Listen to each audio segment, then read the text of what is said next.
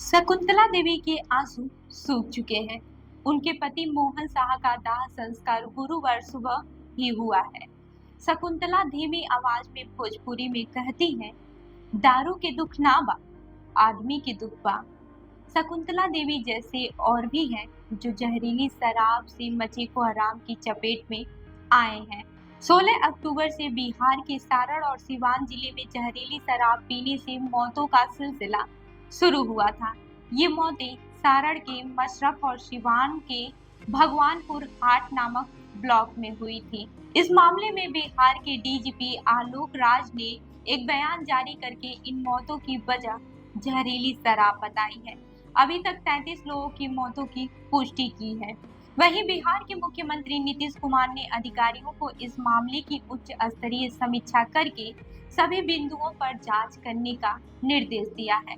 शकुंतला देवी उनके पति मोहन शाह को लेकर कहती हैं, रात दारू पीकर आए तो खाना नहीं खाया। सुबह 3 बजे यानी कि 16 अक्टूबर को सुबह 3 बजे होते होते बेचैनी महसूस हुई। कहने लगे कि दिख नहीं रहा है। उन्होंने बताया कि हम लोग पहले बाइक से फिर गाड़ी की व्यवस्था करके अस्पताल पहुंचे। वहां के डॉक्टर ने पटना रेफर कर दिया, लेकिन रास्ते में उनकी मौत हो गई। बिहार के सिवान में दक्षिण सागर सुल्तानपुर पंचायत के माघर गांव में रहने वाले मोहन शाह मछली बेचते थे। 5 बच्चों के पिता मोहन अपनी कमाई का एक हिस्सा हर रोज शराब पर खर्च कर देते थे। उनकी 11वीं पास बेटी प्रियंका ने बीबीसी से बातचीत में कहा, पापा रोज दारू पीकर आते थे, मम्मी के मना करने पर भी नहीं मानते थे। गांव के पोखर यानी कि तालाब के पास दारू बहुत आसानी से मिल जाती है। अब आपको बताते हैं कि क्या है पूरा मामला। शकुंतला और प्रियंका अपनों को खोने के जिस दर्द से गुजर रही हैं, उससे फिलहाल बिहार के कई परिवार गुजर रहे हैं। बिहार के डीजीपी आलोक राज ने एक बयान जारी करके बताया, 9 लोगों को हिरासत में लेकर पूछताछ की जा रही है, जिसमें कुछ शराब माफियाओं के नाम सामने आए हैं। इसके विरुद्ध सख्त कार्रवाई की जाएगी। बिहार के मुख्यमंत्री नीतीश कुमार ने भी इस मामले की उच्च स्तरीय समीक्षा करके मद्य निषेध उत्पादन एवं निबंधन विभाग के सचिव और एडीजी को घटना स्थल पर जाकर सभी बिंदुओं पर जांच करने का निर्देश दिया है।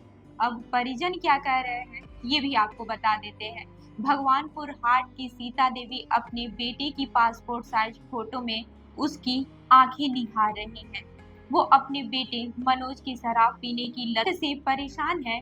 अब उनके बेटे की आंखों पर ही खतरा है। वह बताते हैं कि रात को दारू पीकर आया और सो गया। हम लोगों को लगा कि नशे में सो गया है, लेकिन तबीयत खराब हुई और वो कहने लगा कि आंख से दिख नहीं रहा है।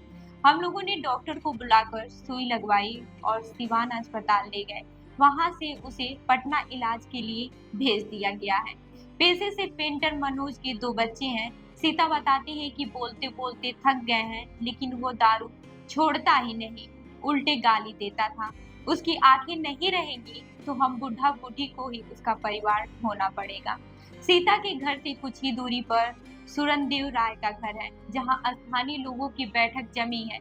ये सभी सुरनदेव से मिलने आए और वो गुरुवार सुबह अस्पताल से लौटे हैं। सुरनदेव राय बताते हैं कि एक पॉलीथीन पी लिया था बस, लेकिन शराब से मरने वाली मौत होने लगी तो अस्पताल ले जाकर 2 बोतल पानी चढ़वा दिया गया। रात भर रखा और सुबह सरकारी अस्पताल ने छोड़ दिया। वही शराब की होम डिलीवरी भी होती है। सुरनदेव राय के घर के बाहर जिन लोगों की भीड़ लगी है, उसमें अधिकांश लोग मजदूर और उनकी पत्नियां हैं। इसमें से शराब पीने वाले लोग बीबीसी को नाम न बताने की शर्त पर बताते हैं कि साल 2016 में दारू 50 रुपए में 400 ml मिलती थी। अब तो चोरी छिपे बिकने के चलते 50 रुपए में सिर्फ 100 ml मिलती है। दारू बंद नहीं है, होम डिलीवरी होती है। वहीं बीबीसी ने उस पाउच को भी देखा जिसमें दारू बिकती है।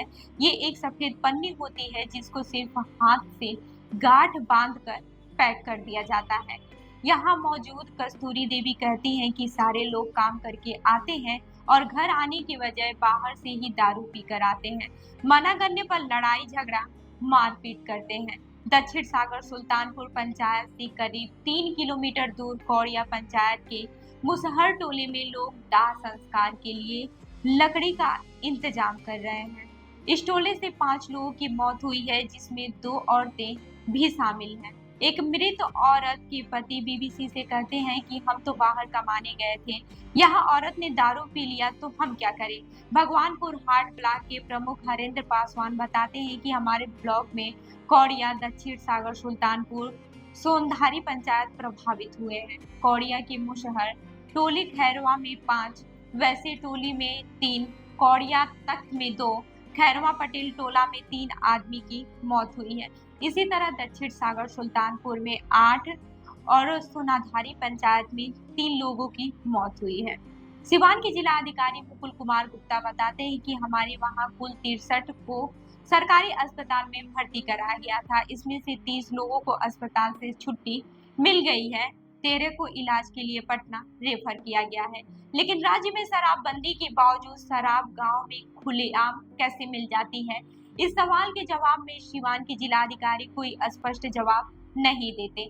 वो तो बस इतना कहते हैं कि वर्तमान में जो घटना हुई है उसे फॉरवर्ड और बैकवर्ड लीकेज का पता लगा लिया गया है। इस मामले में लगातार छापेमारी की जा रही है और दोषियों के खिलाफ कड़ी कार्रवाई की जाएगी। वहीं मौत के बाद राजनीति तेज हो गई है। सिवान और सारण में हुई इन मौतों के बाद बिहार में आरोप प्रत्यारोप का दौर जारी है, जहां मुख्यमंत्री नीतीश कुमार ने राज्य के लोगों से शराब नहीं पीने की अपील की है। वहीं विपक्ष के नेता तेजस्वी यादव ने सरकार को आड़े हाथों में लेते हुए कहा कि शराबबंदी के बावजूद अगर हर चौक चौराहे और नुक्कड़ पर उपलब्ध है तो क्या यह गृह विभाग और मुख्यमंत्री की विफलता नहीं है? बिहार में पूर्व शराबबंदी साल 2016 से लागू है, लेकिन थोड़े थोड़े अंतराल पर जहरीली शराब से मौत की घटनाएं राज्य में होती रही हैं। गैर कानूनी तरीके से राज्य में उपलब्ध हो रही शराब को प्रतिपक्ष के नेता तेजस्वी यादव 20,000 करोड़ की पैरेलल इकोनॉमी कहते हैं। केंद्रीय मंत्री जीतन मांझी भी शराबबंदी कानून पर सवाल उठाते रहे हैं। वहीं बीते 2 अक्टूबर को अपनी पार्टी बना चुके प्रशांत किशोर के मुताबिक शराबबंदी बिहार में लागू नहीं है, ये सिर्फ सरकारी फाइल में है।